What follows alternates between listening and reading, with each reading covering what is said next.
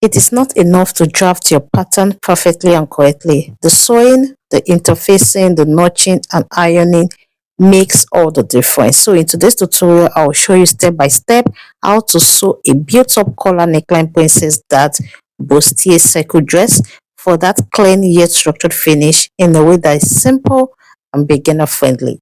So hello beautiful people, welcome back to the channel Easy Sewing with Ty. Now, if this is your first time here, you're absolutely welcome. It's so great to have you join us. I'm Tyro, and to my wonderful returning subscribers, I can't thank you enough for always being here. Your presence and support makes all the difference. Don't forget to like, subscribe, comment, and share. Before joining all the pieces together, it is important to prep the fabric properly. It is important to interface the cut out fabric properly. So I went ahead to interface the cut out fabric using a cutting stay. Then I focused on the bust area by adding 4 layers of a tissue paper stay for structure and support. Afterwards, I secured everything in place by finishing it off with another layer of cotton stay. So in total, I have 6 layers of stay on each of these fabric pieces. Now, as you can see, I've gone ahead to join one of the side fronts to the center front. So the second side front will be joining it together. So this is me highlighting the underbust, and I just went ahead to sew it off using 1/2 inch. So for beginner, I always advise that you mark out or you chalk out where you want to sew. You know it's a curved line to make it easy. Another thing that I recommend now is to notch the center front at the bust point. Notch it so that it can spread out and accommodate this curvy part that comes with this side front. You know this side front is more curvy. Alright, so when you notch the center front, it will be able to spread out. When we are done sewing this, you would understand better. So I just went ahead to sew it using 1/2 inch. Just take your time and keep sewing it gently and gradually. You would get it. You don't have to rush this part. It's better to just sew it once and sew it well than for you to rush it and you have to keep losing it, because this can make or mar the outcome of your bustier. Now I'm done sewing it. You can see the curve, so you have to check your sewing. If it's not right, go ahead and resew it. So this is the result of the notch. You can see how it was able to spread out and accommodate that curved part. Yes, that is the reason why I advise beginners to do that. It makes it easier.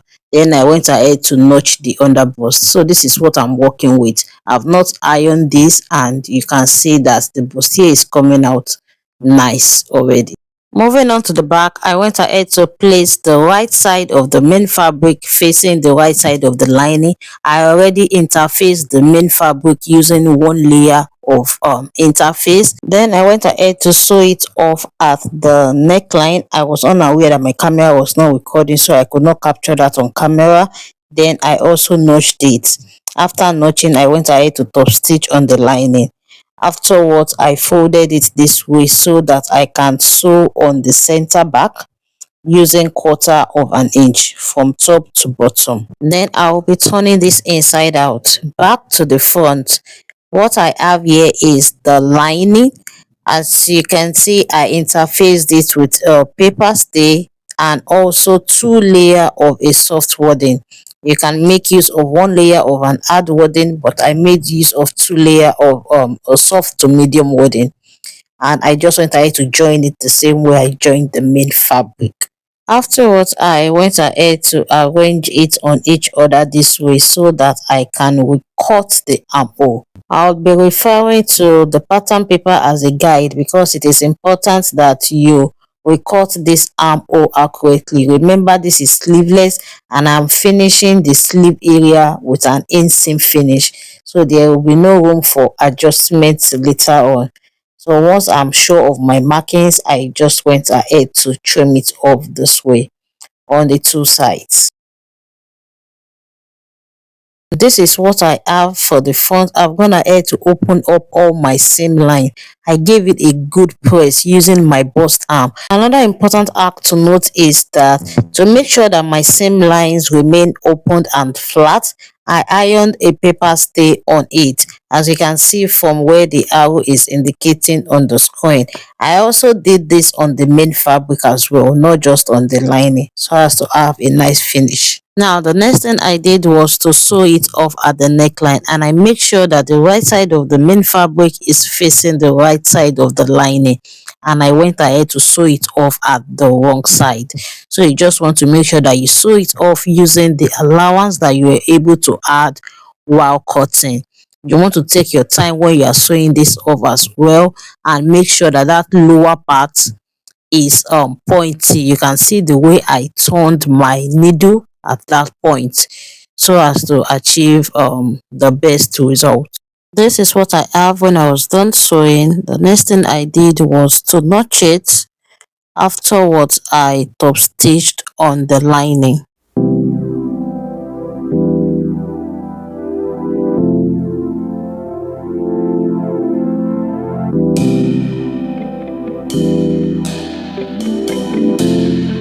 Now that the front neckline has been torn with the lining, the next thing to do is to join the front and the back together at the shoulder. So get the back and turn it inside out this way. Then go ahead and place the front and the back shoulder together and make sure that it aligns. Let the main fabric face each other and the lining face each other. Make sure that this joining aligns so that you can have a neat and clean finish. Then just go ahead and sew it off using half an inch, since that is the allowance that we added when we were cutting this out. Remember that this is a built up neckline and the shoulder to the neckline is curvy, so you want to make sure that you follow that curved part. Just make sure that you follow that curved part, and this is it. I'm done sewing, so I'll be turning it to the right side just to see what I have. Yeah, what I'll be seeing now would not be perfect because I have not notched it and I have not ironed it, but I'll just have an idea to be sure that, oh, what I've done is correct. Remember, this is a curved area, so you need to notch it. So you need to notch it and iron it so that it can lay flat. But I'm satisfied with what I have, and I've gone ahead to notch it. I've not even ironed it, and you can see the difference. So this is me just showing you that I have notched it properly, and you can see how flat it is laying. You can see the difference between this and what I have there. So I'll be trimming this bulky part. I'll be trimming it off, after which I ironed it, and this is the result that I got. The next thing to do is to turn the armhole with the lining so as to achieve that inseam finish. At this point, I want you to watch closely to see how I am going to fold and place my fabric. You just want to make sure that the right side of the fabric is facing the right side of the lining at the armhole area, and then you will make sure that it is aligning at the shoulder.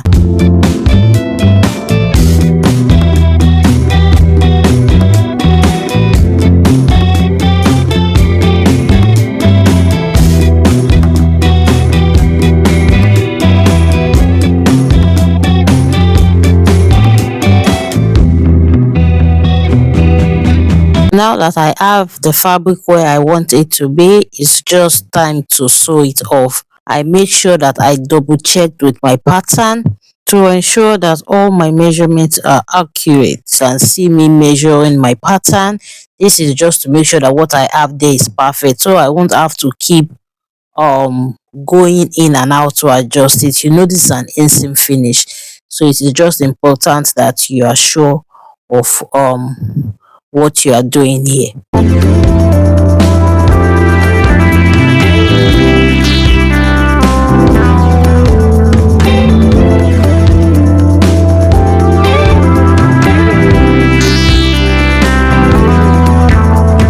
After I was done sewing the armhole, I proceeded to notching it. You want to make sure that you notch it properly, notch every corner. Then I trimmed it off. so that this can lay flat and nice for me. I would also be sewing it off at the side back. Remember that it's only the neckline and the center back that we sewed off earlier, because if I had sewed off this side back, it would not have been easy for me to turn the lining, but now to turn the armhole rather. But now that I'm done turning the armhole, I went ahead to sew off the side back. Then I pulled out the back from the front.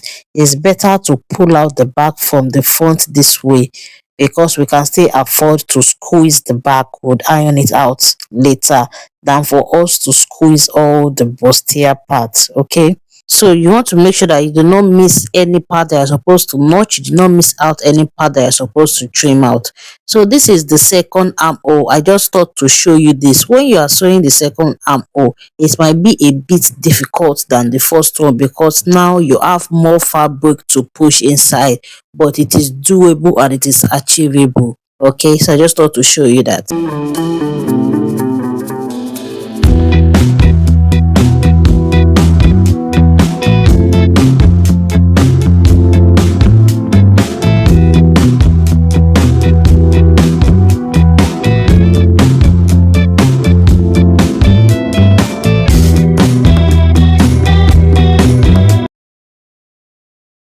Moving on, I'll go ahead and stitch down the bottom part of the back, then I'll be sewing in the dart, and that is what I've done. I've sewed it down, then I also took in the dart. The next thing I'll be doing is to attach the flare part.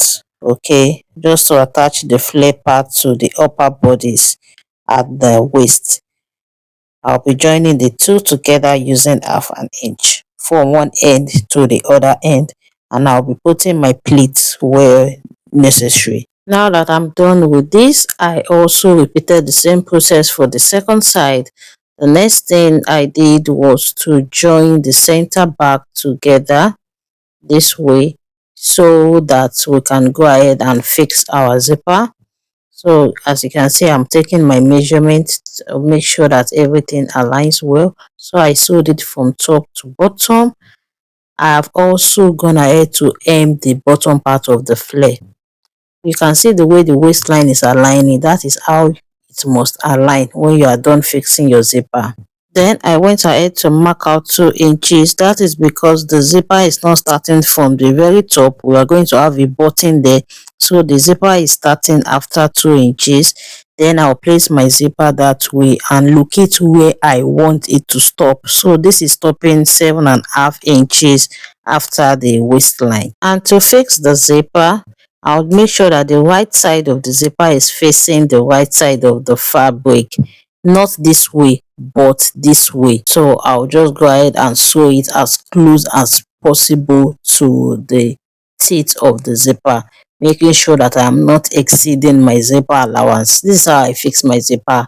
I keep measuring till I'm done, so that I will not take more than the allocated zipper allowance, and it will not affect my other measurement.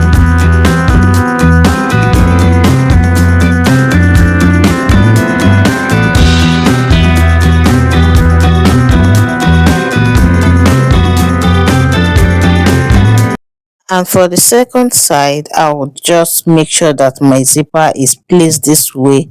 Then I'm just going to sew it from top to bottom, and that is it. You can see that the waistline is aligning. This is very important. See the space that I left at the upper part. Will be adding a button and a buttonhole to the side. After which I went ahead to attach the bottom part, the flare part, to the front upper bodice at the waist, joining the two together using half an inch and attaching my pleats or adding my pleats where necessary. And this is what I have. At this point, if you'll be attaching a pocket to yours, now is the time to do so. So I went ahead to attach my own pocket off camera, because I've attached a pocket quite a number of times on this channel already.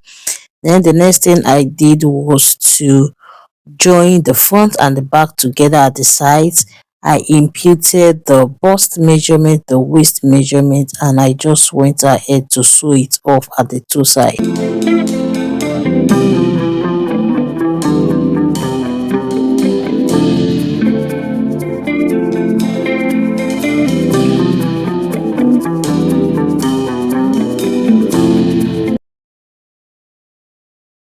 After joining the front and the back together at the sides, it's time to attach the lining to the bottom part of this dress. So as you can see, I've gone ahead to weave my lining. Then from that slit opening, you want to start after the zipper. After the zipper, then you want to place it this way so that by the time we turn it over, it's going to enclose all the seam line. Watch closely as I'm placing this. You are not placing it like this. No, you're not placing it like this. Rather, you are placing it this way. Just follow through with what you can see me do on the screen and replicate it. Then you would get it.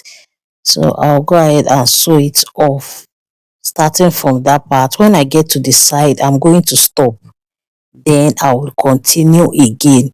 I'll be leaving a space that was just wide enough to allow the side allowance to pass through neatly. So this is me sewing from the zipper to the sides. You can see that I'm done sewing one side. So I'm going to stop. Then I'll start sewing from the other side, leaving a space to allow easy movements of that allowance that I have there. You don't want to give a lot, especially if you did not add a lot of allowance when drafting out your flare. So I'm just going to have it this way, and I would make sure that the center aligns, the center of the flare aligns with the center of the waist that way, so that there will be no shortage in my measurements. I'll pin it down. Then I'm going to start sewing it from the side front, from one side front to the other side front. I really hope that you understand. And the reason why I chose to attach the flare lining this way is because peradventure there's any need to adjust the bust to waist measurement, it will be easy to adjust. With this, it will be easy to adjust. Remember that that side, it is free and it is opened. There's nothing holding it. So that is the reason why I chose to go with this method. You can use another method. In fact, you can turn your flare with your lining. That works too. But this is what I chose to do for this sewing project. Now that I'm done with the front, we just have the other side of the back to work with, and I fixed that as well. And this is what I have. A slit would allow for easy movement of the zipper, and the space at the side would allow for easy movement of the allowance too, so that there will be no restriction. And that's it for today's tutorial. I hope that you get value and that you enjoyed this tutorial. If this was helpful, don't forget to like, leave a comment for me, let me know what you think, subscribe if you are yet to, and share this with someone who needs it. Also check the description for the full drafting and cutting process, and I'll see you in the next one. Remember, one stitch at a time. That's how we go. Bye.